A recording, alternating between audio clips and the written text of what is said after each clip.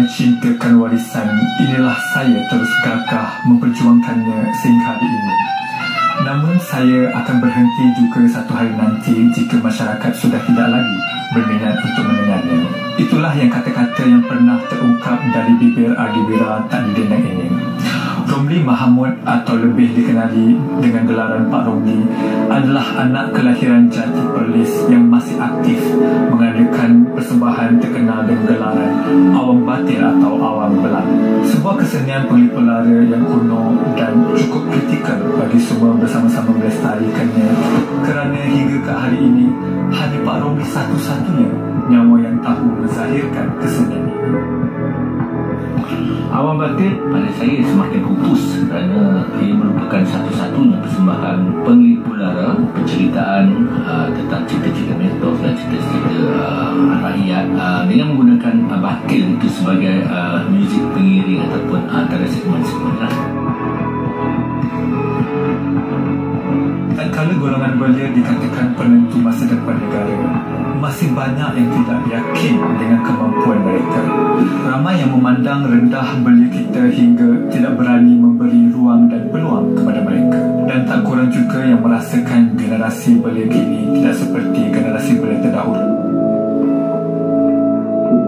Pentingnya belia bukan sahaja terletak kepada bilangan mereka yang ramai dan sebagai tenaga utama dalam masyarakat, tetapi juga dari segi peranan sebagai penyambung antara satu generasi dengan satu generasi. Cik Romli kan? Ya, saya. Saya sama Cik. Ya. Cik, saya ni datang ada hajat sikit. Saya ingat macam saya ni nak belajar lah tentang Awam Batil ni. Eloklah. Pasal orang nama Pak Jerami pun tak ada orang yang belajar juga untuk mengganti orang tadi. Betul. Kalau tu jom Cik, saya boleh sabar ni. Ayo. Okey, jom.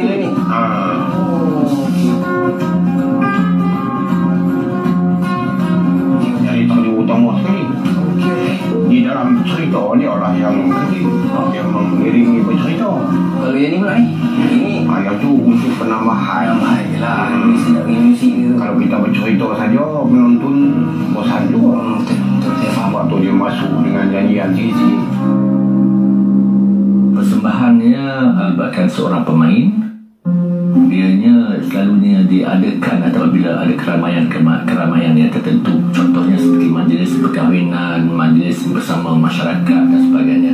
Macam mana penglibatan awal atau sejarah awal Pak Romli terlibat dengan Awam Batil ni? Dari kecil. Dari umur 8 tahun. Jadi bapak pakcik dia cerita, dia bercerita waktu malam gitu. Waktu kita nak tidur malam, dia bercerita. Bila dapat semua ada lagu. Pada tahun 66, Pelu Malaysia Pulau Pinang cari permainan Awam Belang ataupun Awam Batil. Jadi bila dah Pelu Malaysia kira bercara dengan bapak Pak Ramli tu, dia pergi buat persembahan lah di Pulau Pinang tu. Sebelum tu dah tak ada dah permainan tu pun. Jadi masa tu Pak Ramli pergi sama. Tahun 66 Pak Ramli umur dah 12 tahun lah. Dia buat persembahan tu, Pak Ramli tu baru tengok dia buat persembahan. Betul persembahan itu first time lah Pak Romli tengok. Okey. Kemudian dia buat persembahan, dia main cerita yang duk bercerita kat Pak Ramli tu. Pak Ramli tahu.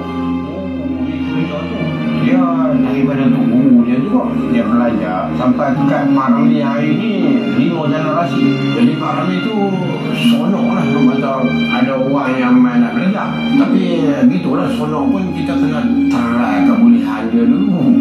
Kalau dia bukan orang seni, bukan cakap sebulan 2 bulan, setahun 2 tahun tak boleh lagi. Jadi permainan utama dia mula yang ni lah. Okay, saya nak dengar macam mana permainan dia ni.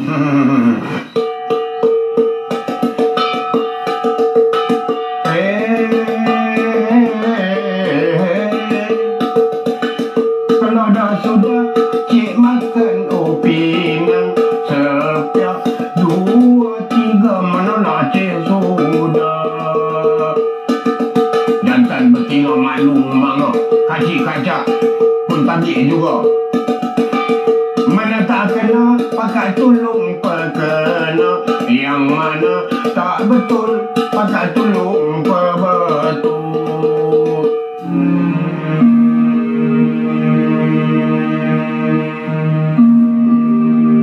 Jadi tempat apa nama bengkel untuk mengajar atau barang-barang yang Parmeli buat persembahan lah.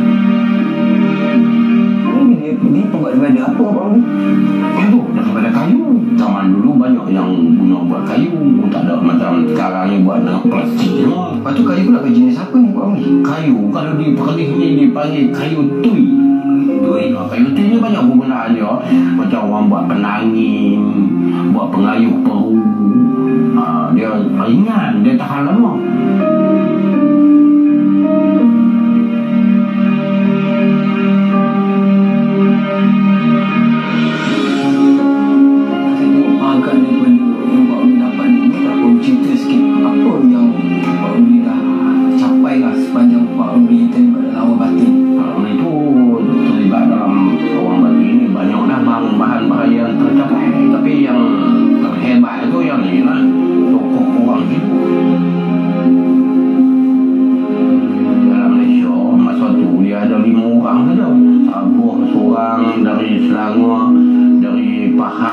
Dari Kedah Pali. Oh, dapat Romil salah seorang lah yang dapat anugerah ni.